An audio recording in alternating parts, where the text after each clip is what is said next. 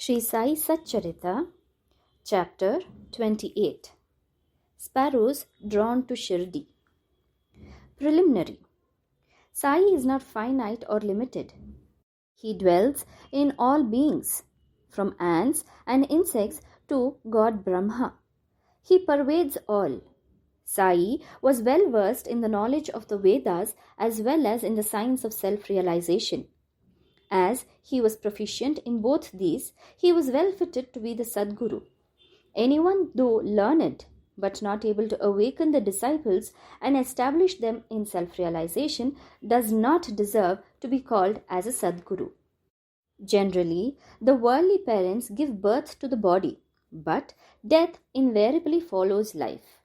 But Sadguru does away with both life and death, and so he is more kind and merciful than anybody. Sai Baba often said that, let his man, that is the devotee, be at any distance, 1,000 kos away from him. He will be drawn to Shirdi like a sparrow with a thread tied to its feet. This chapter describes the stories of 3 such sparrows. Lala Lakhshmichand. This gentleman was first serving in Sri Venkateshwara Press in Mumbai, then in the railway department, and afterwards in the firm of Messrs. Raleigh Brothers and Company as a munshi, that is, a clerk. He got the contact of Baba in 1910. 1 or 2 months before Christmas, he saw in his dream at Santa Cruz, that is a suburb of Mumbai, an old man with beard standing and surrounded by his bhaktas. A few days later, he went to the house of his friend Mr. Dattatreya Manjunath Bijur to hear the kirtan of Das Ganu. It was and is always the practice of Das Ganu to keep Baba's picture in front of the audience while doing the kirtan. Lakhshmichand was surprised to see that the features of the old man he saw in his dream tallied exactly with those in the picture, and thus he came to the conclusion that the old man he saw in his dream was Sai Baba himself. The sight of this picture, Das Ganu's Kirtan, and the life of Saint Tukaram on which Das Ganu discoursed, all these things made a deep impression on his mind, and he decided to go to Shirdi. It is always the experience of the Bhaktas that God always helps them in their search for Sadguru and other spiritual endeavors. That very night, a friend named Shankara Rao knocked at his door and asked him whether he would accompany him to Shirdi. His joy knew no bounds, and he at once decided to go to Shirdi. He borrowed 15 rupees from his cousin and after making due preparations, left for Shirdi. In the train, he and his friend Shankara Rao did some bhajan and inquired about Sai Baba with some fellow passengers, 4 Mohammedans, who were returning to their place near Shirdi. They all told them that Sai Baba was a great saint living in Shirdi for many years. When they reached Kopargaon, he wanted to buy some guavas for offering to Baba, but he was so much enwrapped with the scenery and the sights that he forgot to purchase them.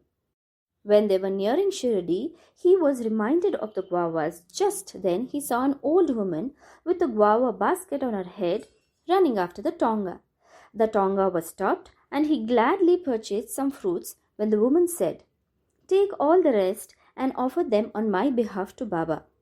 The facts that he had intended to purchase guavas but had forgotten to do so, the old woman's encounter and her devotion to Baba, all these were a pleasant surprise to both the friends. And Lakhshmichand thought in his mind that the old woman might be some relation of the old man he saw in his dream. Then they drove on and came near Shirdi, and on seeing flags on the masjid, they saluted them. With puja materials in hand, they went to the masjid and worshipped Baba with due formality. Lakhshmichand was much moved and was extremely happy to see Baba. He was enwrapped with Baba's feet as a bee with a sweet-smelling lotus. Then Baba spoke as follows. "Cunning fellow, he does bhajan on the way and inquires from others. Why ask others? Everything we should see with our own eyes. Where is the necessity to question others? Just think for yourself whether your dream was true or not. Where was the necessity of the darshan by taking a loan from a Marwari? Is the heart's desire now satisfied? Hearing these words, Lakhshmichand was wonderstruck at Baba's omniscience. He was at loss to know how Baba came to know about all the things that had happened en route from his house to Shirdi. The chief thing to note in this respect is that Baba never liked people to borrow or take loan for his darshan or celebrating any holiday or make any pilgrimage. Sanza.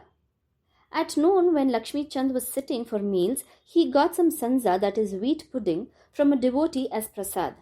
He was pleased to have it. Next day also he expected it, but got nothing. So he was anxious to get it again. Then on the third day at noon aarti time, Bapu Sahib Jog asked Baba what Nevedya should he bring. Baba told him to bring sanza. Then the bhaktas brought 2 big potfuls of sanza. Lakhshmichand was very hungry and there was some pain in his back. Then Baba said to him, "It is good that you are hungry. Take sanza and some medicine for the pain in the back." He was again wonderstruck to see how Baba again read his mind and spoke out what was passing therein. How omniscient is he! Evil eye. During this visit, Lakhshmichand also witnessed one night the procession of the Chavadi. Baba then suffered much from cough. He thought that this suffering of Baba might be due to somebody's evil eye. Next morning, when he went to the masjid, Baba spoke to Shama as follows. "I suffered last night from cough. Is it due to some evil eye? I think that somebody's evil eye has worked on me and so I am suffering." In this case, Baba spoke out what was passing in Lakhshmichand's mind. On seeing these proofs of Baba's omniscience and kindness to his bhaktas, he fell prostrate at Baba's feet and said, "I am much blessed with your darshan. Ever be kind and merciful to me and protect me always. There is no other God to me in this world except you. Let my mind be ever wrapped in your bhajan and feet. Let your grace protect me from the miseries of the world and let me ever chant your name and be happy." After getting Baba's udi and blessing, he returned home with his friend, much pleased and contented, and was singing Baba's glory on the way. He remained a staunch devotee of Baba afterwards and always sent garlands of flowers, camphor, and dakshina with any person of his acquaintance bound for Shirdi. Burhanpore lady. Now, let us turn to another sparrow, that is, devotee. One lady in Burhanpore saw in her dream Sai Baba coming to her door and begging khichdi. Khichdi is rice cooked with dal and salt for his meals. On waking up, she saw nobody at her door.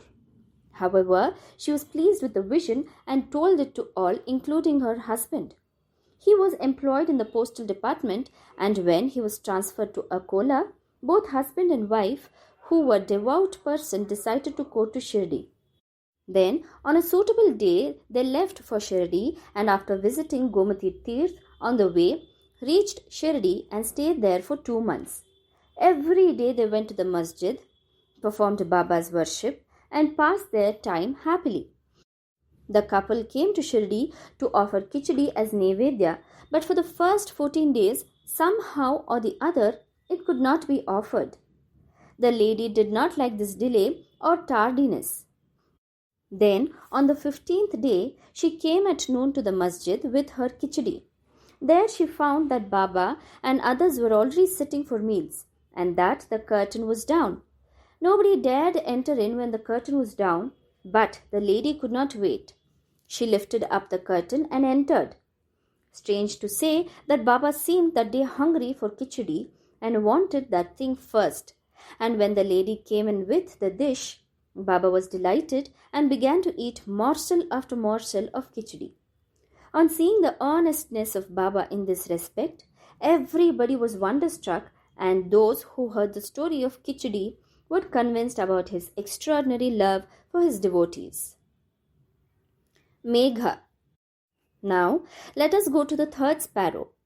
Megha of Viramgao was a simple and illiterate Brahmin cook of Rao Bahadur H.V. Sate. He was a devotee of Shiva and always chanted the five-syllabled mantra Namah Shivaya. He did not know the Sandhya nor its chief mantra, the Gayatri. Rao Bahadur Sate was interested in him, taught him the Sandhya and the Gayatri. Sate told him that Sai Baba of Shirdi was the embodiment form of the god Shiva and made him start for Shirdi. At the Broch railway station, he learnt that Sai Baba was a Muslim, and his simple and orthodox mind was much perturbed at the prospect of bowing down to a Muslim, and he prayed to his master not to send him there. His master, however, insisted on his going there and gave him a letter of introduction to his, that is Sate's, father-in-law, Ganesh Damodar alias Dada Kelkar at Shirdi to introduce him to Sai Baba. When he reached Shirdi and went to the masjid, Baba was very indignant and would not allow him to enter. "Kick out the rascal," roared Baba, and then said to Megha, "You are a high caste Brahmin and I am a low Muslim. You will lose your caste by coming here. Just get away." On hearing these words, Megha began to tremble. He was wondering as to how Baba had come to know about what was passing in his mind. He stayed there for some days, serving Baba in his own way, but was not convinced. Then he went home and then to Triambak and stayed there for a year and a half. Then again he returned to Shirdi. This time, at the intercession of Dada Kelkar, he was allowed to enter the masjid and stay in Shirdi. Sai Baba's help to Megha was not through any oral instruction. He worked upon Megha internally, that is mentally, with the result that he was considerably changed and benefited. Then Megha began to look upon Sai Baba as an incarnation of Shiva. In order to worship Shiva, bell leaves are required, and Megha used to go miles and miles every day to bring them and worship his Shiva, that is, Sai Baba. His practice was to worship all the deities in the village and then come to the masjid, and after saluting Baba's gadi, that is asan, he worshipped Baba, and after doing some service like shampooing his legs, drank the washings, that is the tirth of Baba's feet. Once it so happened that he came to the masjid without worshipping Kandoba, as the door of the temple was closed. Baba did not accept his worship and sent him again, saying that the door was open then. Megha went, found the door open, worshipped the deity, and then returned to Baba as usual. Ganga Bath. On one Makara Sankranti day, Megha wanted to besmear the body of Baba with sandal paste and bathe him with Ganga water. Baba was at first unwilling to undergo this, but at his repeated requests, Baba consented. Megha had to traverse a distance of 8 kos, going and coming, to bring the sacred water from the Gomati river. He brought the water, made all the preparations for the bath at noon, and asked Baba to get ready for the same. Then Baba again asked him to be spared from this bath, saying that as a fakir he had nothing to do with the Ganga water. But Megha did not listen to him. He knew that Shiva is pleased with Abhishek on that auspicious day. Baba then consented, came down and sat on a wooden board, and projecting his head said, "O Megha, do at least this favor. Head is the most important organ of the body, so pour the water over that only. It is equivalent to the whole bath."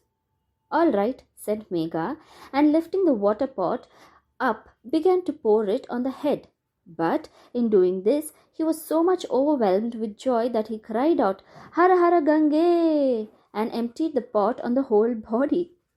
He kept the pot aside and began to look at Baba.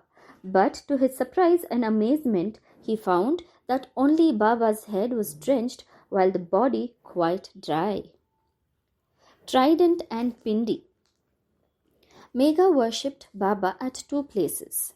In the masjid, he worshipped Baba in person, and in the Wada, Baba's big picture given by Nana Sahib Chandorkar. This he did for 12 months. Then, in order to appreciate his devotion and confirm his faith, Baba gave him a vision. One morning, when Megha was still lying down on his bed with eyes closed but internally awake, he saw clearly Baba's form. Baba, knowing him to be awake, threw akshata. Akshata are rice grains marked red with kumkum, and said, Megha, draw a trident, and disappeared. Hearing Baba's words, he eagerly opened his eyes. Saw no Baba there, but only rice grains spread here and there.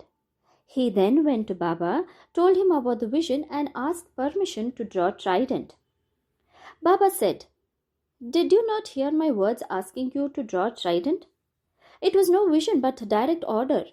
My words are always pregnant with meaning and never hollow. Megha said, I thought you woke me up, but all the doors were closed, so I was doubtful and thought it to be a vision. Baba rejoined, I require no door to enter. I have no form. I always live everywhere. As a wire puller, I carry on all the actions of the man who trusts me and merges in me. Megha returned to the Vada and drew a red trident on the wall near Baba's picture. Next day, a Ramadasi Bhakta came from Pune, saluted Baba and offered him pindi. Pindi is a phallic image of Shiva. At this time, Megha also turned up there. Baba said to him, See, Shankar has come. Protect or worship him now. Megha was pleasantly surprised to see the pindi. Also, in the Vada, Kaka Sahib Dikshit was standing with a towel on his head after having taken his bath and was remembering Sai when he saw a pindi before his mental vision. While he was wondering about this, Megha came and showed him the pindi presented to him by Baba. Dikshit was happy to know that this pindi exactly tallied with the one he saw a few minutes before in his vision. In a few days after the drawing of the trident was complete, Baba installed the pindi near the big picture which Megha was worshipping. The worship of Shiva was very dear to Megha, and by the drawing of the trident and the installation of the pindi, Baba confirmed his faith therein. After continuous service of Baba for many years, doing regular worship and arti every noon and evening, Megha passed away in 1912. Then Baba passed his hands over his mortal remains and said, This was a true devotee of mine. Baba also ordered that at his own expense the funeral dinner should be given to the Brahmins, and this order was carried out by Kaka Sahib Dikshit. Om Sai Ram.